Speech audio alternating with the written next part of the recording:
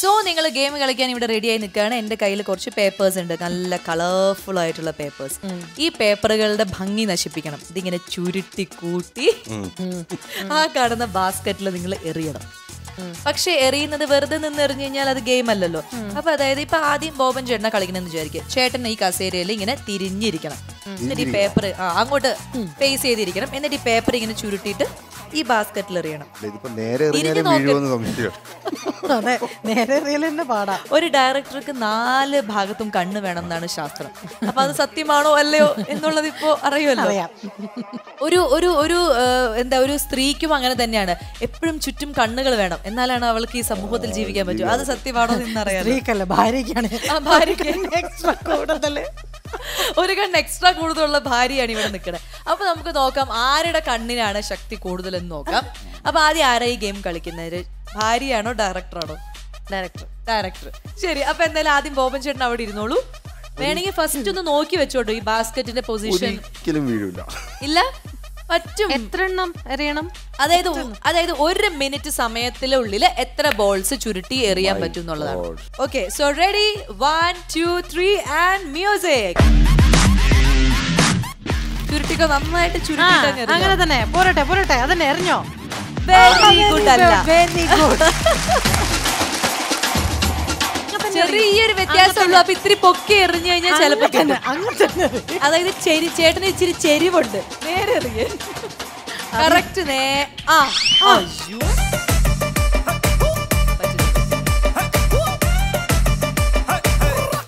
Very good. അത് ഒരുപാടൊക്കെ വീശലായി പോയി. ഒന്നില്ലെങ്കിൽ ആശാന്റെ നെഞ്ചത്ത് അല്ലെങ്കിൽ കളരിക്ക് പുറത്ത്. അതായത് ഇങ്ങോട്ടല്ല, ഇങ്ങോട്ട്. Narrow escape.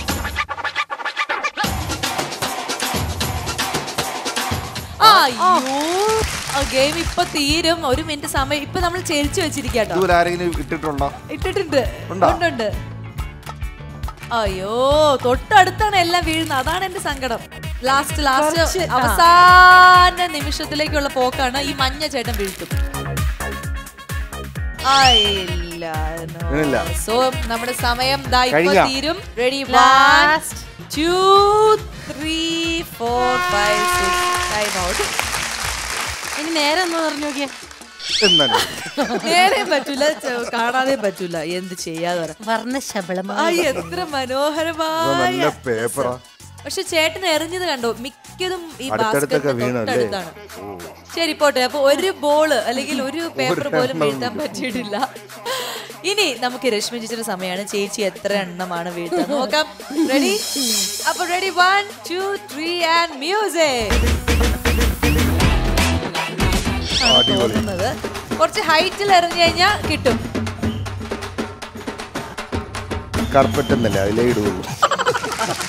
അയ്യോ, ചേച്ചി പൊക്കെറിയ. അതന്നെ, അതേപോലെ ഒന്ന് ശ്രമിച്ചു കഴിഞ്ഞാൽ കിട്ടും.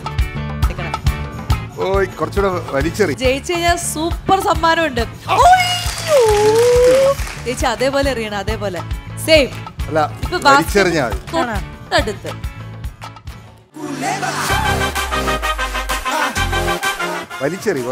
കുറച്ചുകൂടി ഒരു ഫോഴ്സിൽ എറിഞ്ഞു കഴിഞ്ഞാൽ ചിലപ്പോ കിട്ടും. പക്ഷെ ചെരിഞ്ഞു പോരുത്. അയ്യോ, അതുപോലെ എറിഞ്ഞു കഴിഞ്ഞാൽ കിട്ടും.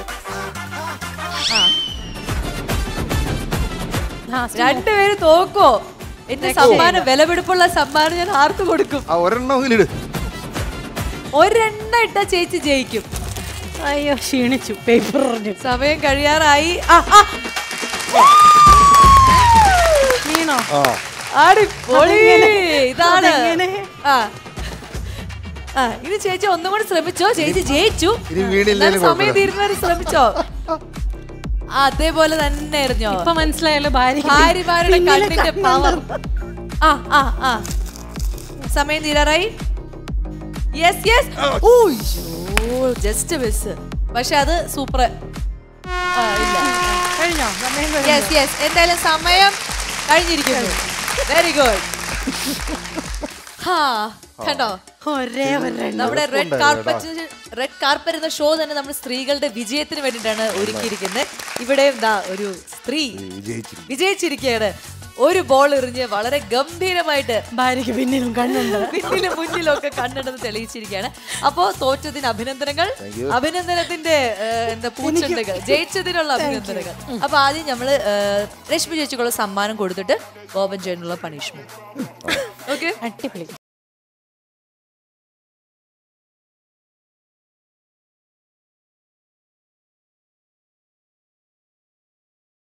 ഇനി നമുക്ക് ബോബൻ ചേട്ടന്റെ ഒരു പണിഷ്മെന്റ്. സത്യത്തിൽ ഇത് പണിഷ്മെന്റ് ആയിട്ട് എനിക്ക് ഫീൽ ചെയ്യുന്നില്ല. കാരണം ബോബൻ ചേട്ടനും രശ്മി ചേച്ചിയും ഇതിലൊരു ഭാഗമാവണം.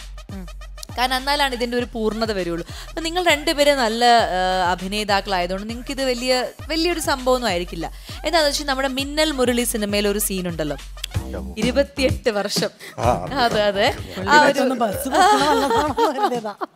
അത് വേണ്ട.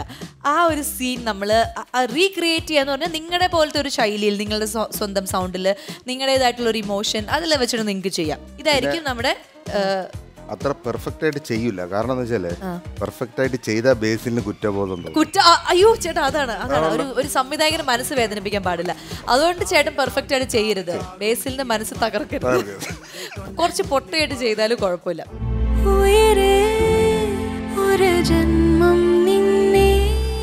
28 വർഷം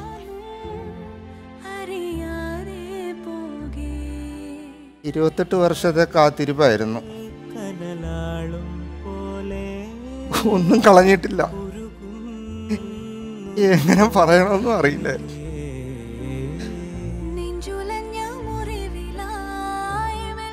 എന്നുണ്ടാവും എൻ്റെ കൂടെ. കൊണ്ടേ പോവും.